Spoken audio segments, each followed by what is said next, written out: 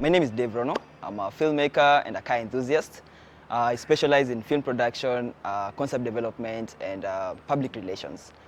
I founded Vida in 2019 to offer production services and create authentic and film and TV content. I'm also the media coordinator at KidFest Trust, which is an organization that curates programs and activities for the theater industry. And that's why we are here at the National Theater, because these are our partners. We work closely with the Kenya Cultural Center, incorporating the Kenya National Theater. And so I guess you guys are the visitors here, so karibuni KNT. For the car enthusiasm part, I think it has been with me since I've grown up. I've always been someone who has loved cars, interacted with cars ever since I was young. And then my dad supported me in terms of now teaching me how to drive and everything. But now for the film part, becoming a filmmaker is something that I realized in high school, that I wanted to really become a filmmaker, take it as a career, not just as a hobby. I'm saying not as a hobby because when it came to growing up, I used to familiarize myself with my mom's camera, which was something that she would bring along. She would bring it home once in a while. And so it's something that I got familiarized with it. I got to familiarize myself with it. And even when I joined boarding school, she would still occasionally come with it during visiting days. She'll come and visit me and bring along the camera. For my dad is a storyteller, so I'll say that that was a natural gift I got from him.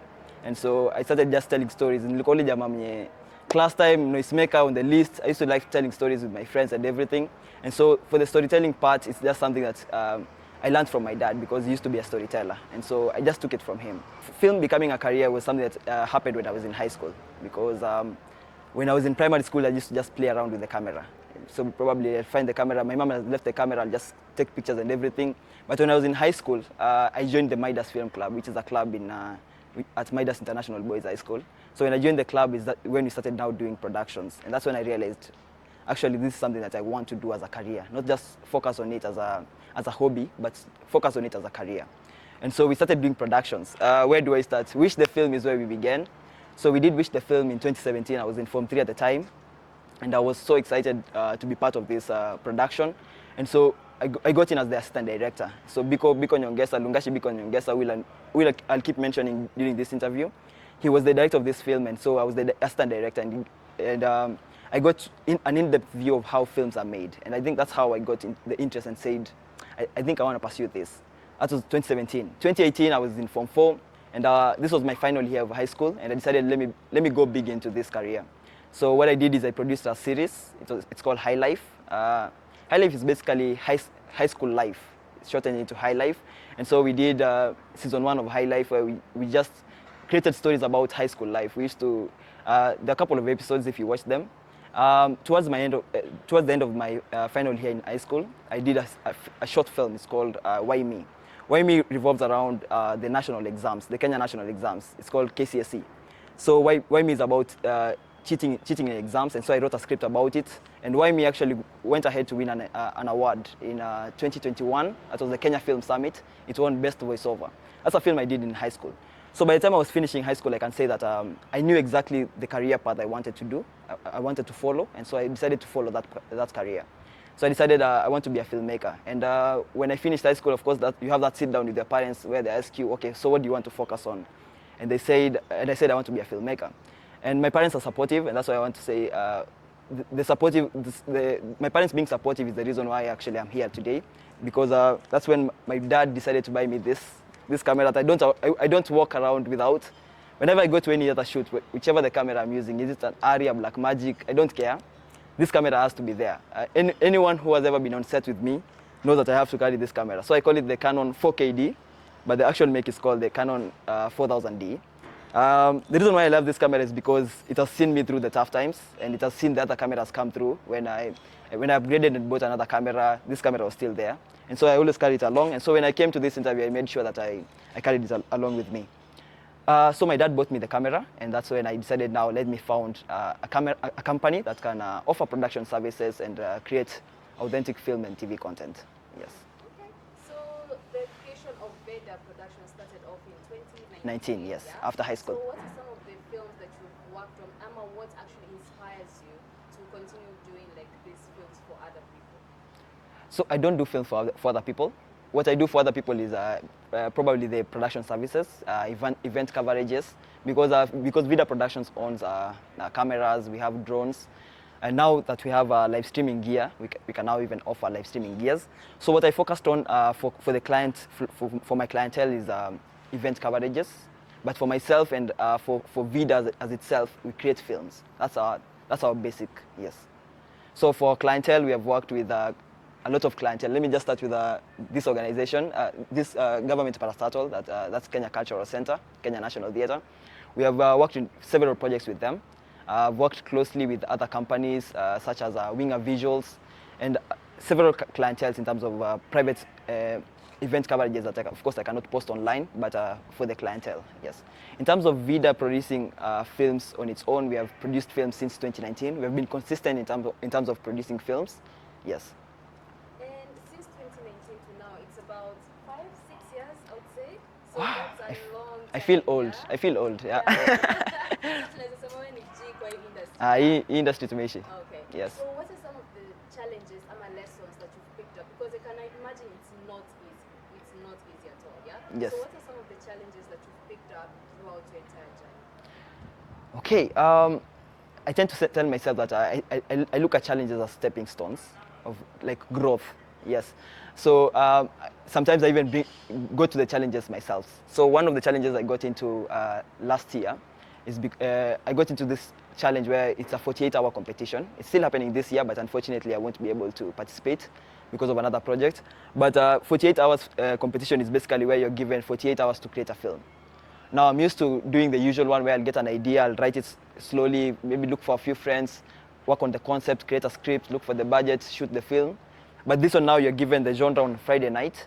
You're supposed to write the script, shoot, edit, and submit the film by Sunday night. That's literally 48 hours. I got into this challenge because I realized that in this industry, there are a lot of challenges that you don't plan for. So why don't I go to a planned challenge where you are in an environment where the challenge has been planned for. In the film industry, we get into several challenges, and one way I deal with challenges is composure. Sometimes you find that an SD card probably will not work. It was working probably the previous day, today is not working, and you're on set probably shooting something. So what I've learned is that composure is everything in terms of now working on film production. So that's why I got into these challenges of 48 hours and everything. Pre-production for me is everything. Pre-production is everything. So I invest a lot of my time and a lot of my energy in pre-production. I believe that if I focus on pre-production, the production process and the post-production is going to be completely easy. So what I do is that an idea comes out anywhere. So I have an application on my phone, it's called Celtex. So what I do is that if I'm traveling, let's say even if I'm sleeping or even if I'm watching a movie and probably I get an idea, I don't wait until later, because what I've learned is that when you wait until later, probably the idea will vanish or something. So I have an app where I just quickly write it in point form. I don't write it in detail, just the idea, I have this idea, I just point it out in point form, and then later on is when I can now sit down and now work on each of the ideas. Once I have a solid idea, that's when I can bring in the concept developers. I have friends, creatives in the industry, who I can bring along. I'd mentioned one, Biko Nyongesa, who is my mentor. Biko I met in high school, I think I'd mentioned, when we were doing Highlight, when we were doing Wish the Film. And so that's when I bring in these creatives, and I'm like, I have this idea and I want to shoot this script. So can we contribute into this idea? So they'll bring into the ideas so that we can have a solid script that we can approach and seek funding. The reason why I need a solid script is because when you go and approach an investor, you need to have something that a solid plan that they can look at and be like, this is something potential. Once we have the script and we have highlighted the locations and the budget, that's when now I can approach for funding, because that's the most important part, getting the funding to shoot these films. Once we have the funding, that's when you can now approach the actors and be like, we want to do auditions and everything. So I think it all starts with the idea. Once I have the idea and locked in, we have the script locked in, now that's when you can produce. For me, studying in a film school, I studied at DMI, and so studying in a film school, I think I met a lot of characters, and then the background of being in high school that we used to do films and everything. I think sometimes when I'm even writing a script, I already have the character in mind. Sorry to anyone who came for casting, sorry. But sometimes I have a character in mind, and I'm bold enough to text the person and be like, hey, yo, we worked on this production together. I feel like you can fit this role. So we're doing auditions on this date. Can you pass by? So if the rest of the casting crew, because I'm not always on the as a casting director, one thing I focused on in the film industry is producing, where I make sure that I avail everything that is needed so that the production can proceed. So as a producer, what I do is I get casting directors, Kina Alma, Kina Masi. I have a few friends that I can bring in. And so if they decide that this is the person, that's what I go with. But I already have, when I'm writing these scripts, I already have like a person in mind who can execute a certain role. If you want to be a filmmaker, if you want to get into the creative space, into the art space, I'll say that you need to have mentors. Personally, I do believe in mentorship, and that's why I have 6 mentors. I won't mention them, but these are people that inspire me to do more, basically. They have achieved a lot in their career that I feel like if I surround myself with greatness, I'll be able to be great. So what I can say is that have mentors, be exposed, come to these things. There's always performances here at the National Theatre every weekend. So I'd say be exposed, be out there, make sure you attend these events and everything. That's where you get to learn. You get to learn from other people's crafts, and you're able to build yourself again. Last thing I'll say is practice. If you don't practice, you lose the skill. I'm an editor, and so what I've learned is the more I continue to edit, the more I learn a new graphic, I learn how to do something, I learn a new software, probably After Effects or anything. So the more you practice, the more you learn. So I'll say just don't sit there, have mentors, be exposed, and yeah, practice. At some point, I was a YouTuber. I'm using the word was, because I'm not yet back on YouTube. Sometimes I felt like feeding off this validation, ilikuwa ni drain sana. Why am I saying that is because on social media, people are very blunt. People are direct. People are very honest. Sometimes you can get a very good comment and it can encourage you. But I even learned that even feeding off that one good comment should not be like the reason why I'm doing this career. So what do I do? Sometimes I update my show reel. Sometimes I look at the work I've done. I'm like, I've worked with these people. I've worked with these government parastatals. I've talked about my mentors. One of my mentors is Emmy Kosgei. Just this year alone, we have done 3 projects with Emmy Kosgei. One was released literally yesterday. It's called Tugul. So it's a music video. What I always do with Emmy Kosgei is just behind the scenes of all her projects whenever she's in Kenya, because she currently resides in Nigeria. So whenever she comes in Kenya, she always contacts me, and we always do behind the scenes for all her projects. And so sometimes I just look at that, and just that the fact that I've been able to do that encourages me to do more. Back then, I used to feed off the validation of the comments and everything. What are people saying about this project and everything? But I feel like also the comments sometimes build. Sometimes someone can say something, it's critic, but you're like, okay, I think I need to improve on that. Like there's a film I did, and the sound was kind of off.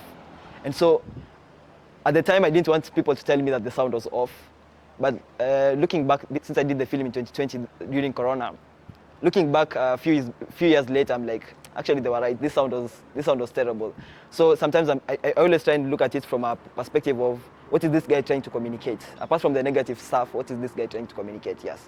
But of late, it's just updating my show reel. So trying to update my show reel once in a while to be like, oh, this is what I've achieved so far. I can achieve more. Every 3 months, I always leave Nairobi. That's a culture. Every 3 months, I have to go home. So my parents are retired, so they're not in the city anymore. So they're back home. So what I always do is I always just leave the city. It also happens as an editor, because sometimes you can even open the software, but the ideas are not coming. Sometimes you want to write a script, the ideas are not there. You really want to be proactive, but there's this block. Yeah, it's called the creative block. There's this block that is happening. So what I always do, I always leave the city. I always leave the environment. And when I travel home, I always promise myself, don't edit, don't get into social media, just interact with nature. So I'll go there, I'll even do a hike. I'll meet up with my childhood friends, because I grew up in Kericho. So I'll meet up with my childhood friends, interact with them. Now, once I'm back in Nairobi, I always feel re-energized. For some reason, I always feel the power is just back. I always feel re-energized. So I don't think I've ever gotten to that point. Even in terms of my career, as I've mentioned, I finished Form 4 and I knew exactly what I wanted to do. When I got this camera, I started the company and also enrolled into ADMI, which is a film school, which I graduated from. So I already knew what I wanted, and so that's what I keep pushing for. The one tip I'd like to share with anyone is a quote. There's a quote that is always at the end of every email my mentor, Biko Nyongesa, always sends out. And that quote is, in everything you want is on the other side of consistency. I'll repeat it once more, because it always hits me. I always read it. It's always at the end of the email. Everything you want is at the end of is on the other side of consistency. So that's basically saying that anything you want you have to practice it every single day. You have to show up every single day so that you can be able to achieve it. So if it's becoming a filmmaker, you have to practice being a filmmaker so that you can become a very good filmmaker. So that's one thing I'll leave you with. That's one quote that is always at the end of that email. And what I'll say is that push yourself. Personally, I always leave my house, my place very early, and I always arrive very late. It's because I always push myself to do something in town. I'm always like, what am I going to do at home apart from just sleeping, probably? So I always push myself. So I'll just tell someone, just push yourself. Wake up, be consistent. If you're doing this thing, it's like hitting a nail. So it's here, you keep hitting it until back. When I look at some like the series I did at this Highlight, when I look at it, it has a lot of things that I've improved on right now. That probably, if I knew that time, ningeweza kufanya vizuri. But you see that raw content, that was me trying to just express myself. So right now, if I want to show someone where I've come from, I show them that. But you need to understand that I'm competing with people who are top grade. So if I'm trying to show an investor that I'm capable, I show them probably my latest work. Recently, I did a 12-part series with DJ Kroba, which is a podcast I always host. And so that's something I probably show someone who I'm trying to show that I've gotten to this level. But if I'm trying to show someone that where I've come from, definitely the high school stuff, because they were funny. We were just kids trying to do film. Probably we did not even have good establishing shots. They were shaky, but it was us trying to be us. Yes. So if I'm trying to show someone where I've come from, it's that one. Where I'm at, it's the latest work, which I did is about a month ago. 5 to 10 years. That question is always hard to answer because I have a lot of things I'm trying to do at the moment. A lot of projects I have to do at the moment. So that's where my focus is at the moment. If you ask me that question in 2019, I'll tell you Hollywood. Direct. I won't even think, Hollywood. 10 years, Hollywood. But yes, do I still want to do my degree in California? Yes, I still do. But right now, there's a lot of projects I'm doing here in Kenya. And I feel like that is my future. That is the next 5 years. It's right now. I've started doing them. I have a lot of upcoming projects coming along. I've mentioned Highlight Season 1. Highlight Season 2 is coming up in January. So I'm so excited about doing what I did in high school, but now in campus. So I have a lot of upcoming projects. For my future is now. Well, I've watched a lot of Kevin Hart's movies. I've watched a lot of them since high school. I used to watch his comedy shows, but then when I became a filmmaker, I started focusing on some of the works he has done as a filmmaker. I feel he's flexible. He has done a lot of, depending on the script. And when I became a filmmaker, I started focusing mostly on his filmmaking aspects, being an actor, and his company, Laugh Out Loud. The reason why I like to work with him is because he's a versatile actor, depending on the script. You can look at Jumanji and the other films he has done. He's very versatile in terms of the roles that he's given. And I believe as a scriptwriter and as a producer, if I'm able to have a standing and even work with somebody like Kevin Hart, a big brand like that one, I'll be able to push my brand personally. My opinion about the Kenyan film industry is that we are growing. We're really making big moves. These days I watch films on Netflix, and the only thing that makes me know this Kenyan is probably the title. Even sometimes even the faces. You watch and you're like, this is Sarah Hassan, and you're like, this is Kenyan. We are really making big moves. Sometimes we don't even get the credit for it, but I think we're really making big moves. In terms of even now having the streaming platforms coming in, Showmax, Netflix, I think we're really making big moves. I'm speaking from a scriptwriter's point of view. Some of the scripts I'm working on, I'm trying to make them advanced to some point of global consumption. The reason why these scripts are always scripted towards us is because I think for the target audience and everything, so that we can relate to it. But I always feel like it limits us to the global population, which can actually consume this content.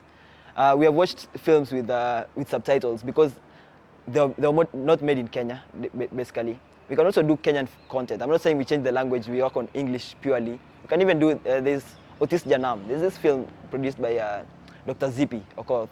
It's called Otis Janam. It's not purely in Luo, but it has a lot of Luo in it. And people have to focus on the subtitles. But I felt connected. I'm not a Luo, but I felt connected to that film because that's Kenyan. I watched it and I was like, if somebody can consume it from abroad because it has the subtitles and everything, and it's actually just showing us as Kenyans, our culture in itself, yes. So I feel like we can improve in terms of the storylines. We just need to embrace ourselves. We need to tell Kenyan stories. If you look at Hollywood, I think they have not exhausted, but I think they have exhausted most of the things that they have done. These days you watch it and it's kind of a repetition of some of the things they did, maybe writing a book about Kitambo and everything. But in Kenya, we have a lot of stories to tell. In Africa, we have a lot of stories to tell.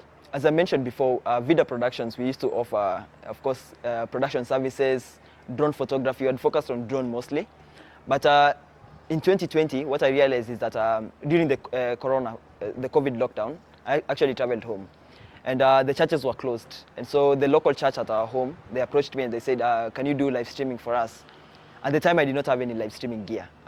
So what I did is I outsourced. I had a friend, and also, of course, Corona, the businesses had gone down and everything. So we worked together so that he could bring in the gear, and I could be able to live stream. Now, Cameras Africa has equipped me with live streaming gear. That is something that I'm happy to, I'm excited to now learn and perfect. And now that I have my gear, I'm able to now offer live streaming to my clientele. Yes. So some of the gear I got was this Atem Mini Pro, which I'm really excited. I've been playing around with it ever since I got it. We also got the Holy Land transmitters. So these are my two favorites from the equipment that we got from Cameras Africa. So we got the Holy Land transmitters and the Atem Mini Pro.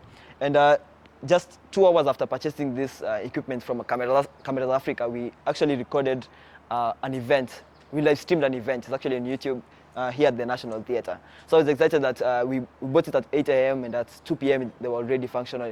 And yeah, so I'm excited that my clientele right now, when they approach me and say, can you do live streaming? I'm confident enough to say, yes, I can. As I've said, my future is now.